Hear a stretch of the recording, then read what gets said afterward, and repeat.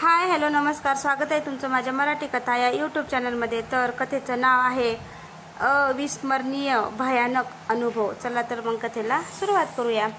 ही गोष्ट 2008 सालातली आहे। माझे गाव कोल्हापूर जिल्ह्यातील कोकण ब्राउंडीवर आहे। माझी 12वीची वार्षिक परीक्षा नुकताच संपून सुट्टी लागली होती। सुट्टी असल्यामुळे आम्ही मुलं दिवस रात्र फिरत असायचो। एकदा माझ्या भावाने मला विचारले की मी रात्रीच्या वेळी उसाला पाणी द्यायला जातो, तूही सोबत येतोस का? मी लगेच त्याला हो म्हणालो। त्या काळी आमच्या इथे लाईटचा खूप प्रॉब्लेम असायचा। कधी कधी संपूर्ण आठवडाभर लाईट नसायची, म्हणजे कधी संपूर्ण दिवस लाईट नाही तर कधी संपूर्ण रात्र। त्यामुळे दिवसा लाईट नसली की मग रात्री शेताला पाणी द्यायला जावे लागायचे। त्या रात्री घरातून निघायला रात्रीचे 10 वाजले होते। मी एक टॉर्च, एक कॅसेट घालून गाणी ऐकायचा टेप आणि झोपायला एक पांघरूण आणि चादर घेतली होती। तेव्हा त्यांच्याकडे 80 गाडी होती। त्याने माझ्या हातात खोरं दिलं आणि आम्ही गाडीवर दोघेही निघालो। गाडी अगदी शेतात जायची नाही, त्यामुळे आम्ही गाडी बाहेरच अर्ध्या रस्त्यावर लावली आणि चालत जाऊन तिथे पोहोचलो होतो। तिथे पोहोचलो तेव्हा साधारण 11 वाजत आले होते। भावाने विहिरीवरचा पंप चालू केला आणि आम्ही दोघेही उसाला पाणी देऊ लागलो होतो। जवळपास 1.5 तास झाला। 1 वाजत आला होता आणि मला थकायला झाले होते, म्हणून मी शेताच्या बांध्यावर टेप घेऊन गाणी ऐकत बसलो होतो। तितक्यात भाऊ आला आणि म्हणाला की थकला असेल तर कोरडी जागा बघून जरा वेळ झोप, म्हणजे जरा बरे वाटेल। मी त्याला हो म्हणत तिथून उठलो आणि शेतातच कोरडी जागा बघून अंथरूण करून झोपलो होतो। शेताला पाणी दिल्यामुळे अगदी थंडावा जाणवत होता। वातावरणही शांत होतं। फक्त विहिरीवरच्या मोटरचा आवाज दूरवरून ऐकू येत होता। अधूनमधून थंडगार वाऱ्याची झुळूक येऊन जायची। मी अंगावर चादर घेऊन पडलो होतो। अशातच मला गाढ झोप लागली होती। झोपेत असताना माझ्या डोक्याजवळ मला कोणीतरी चालत असल्याचे जाणवले होते, पण मी लक्ष दिले नाही। थोड्या वेळाने माझ्या डोक्यावरून घेतलेली चादर ओढली जाऊ लागली। मला वाटले की माझा भाऊ असेल, म्हणून मी त्याला बोललो, गप रे दादा, मला झोपू दे। तसे तो निघून गेला बहुतेक असे मला वाटले। पण पुन्हा काही वेळानंतर माझी चादर एकच वेळी डोक्याच्या आणि पायाच्या बाजूने खेचली जाऊ लागली होती। मी झोपेत असल्यामुळे मला हे कळायला जरा वेळ लागला होता।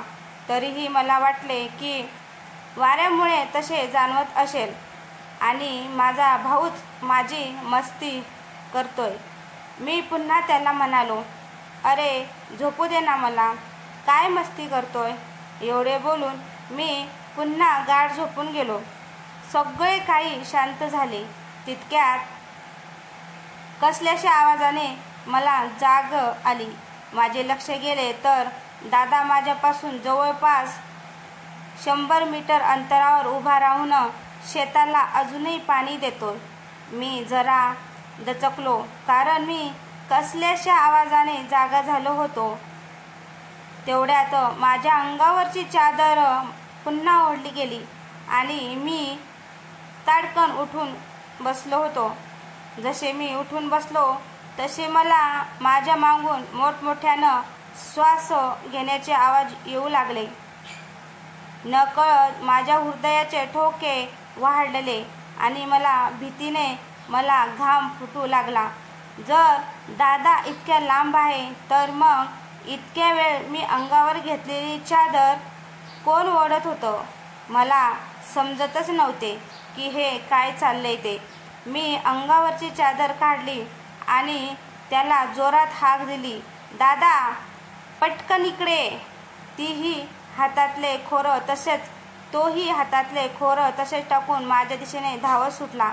माझ्या जवळ येताच मी त्याला म्हणालो, अरे इथे काहीतरी आहे. त्याने चारही बाजूला पाहिले पण काहीच दिसले नाही. माझ्या चेहऱ्यावरची भीती आणि घाम पाहून तोही जरा दचकला. त्यात मी भीतीने थरथर कापत होतो. मी त्याला म्हणालो, दादा चल इथून. त्याने पटकन जाऊन कसाबसा पाण्याचा पंप बंद केला.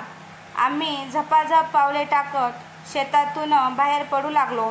तितक्यात समोरच्या झाडावर एक वेगळीच सळसळ जाणवली. आम्ही दोघांनी तिथे पाहिले आणि त्या झाडांच्या फांदीवरून काहीतरी वेगात गेले. आता मात्र दादाही प्रचंड घाबरलेला होता.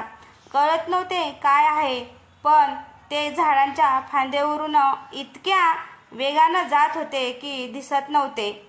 एखादा प्राणी असेल तरी तो इतक्या वेगात जाणे जवळजवळ अशक्यच होते. दादा म्हणाला, पटकन गाडीवर बस.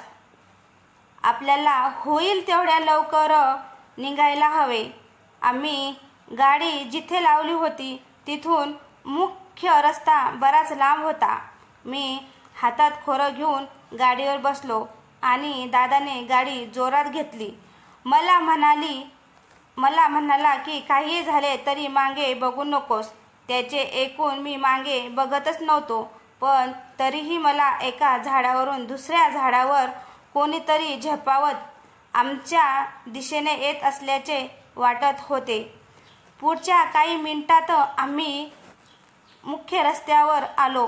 त्या रात्री आम्ही कसेबसे घरी पोहोचलो. दुसऱ्या दिवशी आम्ही घरी सगळा प्रकार सांगितला. तसे आजोबा आम्हाला म्हणाले की आमच्या सोबत ही असे घडले आहे. जर मला कळले असते की तुम्ही रात्री शेतावर पाणी द्यायला जाणार आहात तर मी तुम्हाला पाठवलेच नसते.